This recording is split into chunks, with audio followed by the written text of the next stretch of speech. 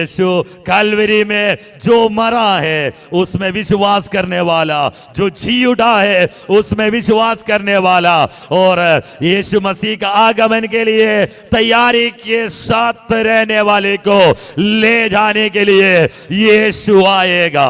आमेन, hallelujah. इतना बड़ा सौभाग्य है नहीं है जो यीशु में विश्वास किया, उसकी जिंदगी में बड़ा परिवर्तन हुआ है। आज मैं आपको बताना चाहता हूं, यीशु को जानने से पहले आप कैसे था, आज आप कैसे हैं।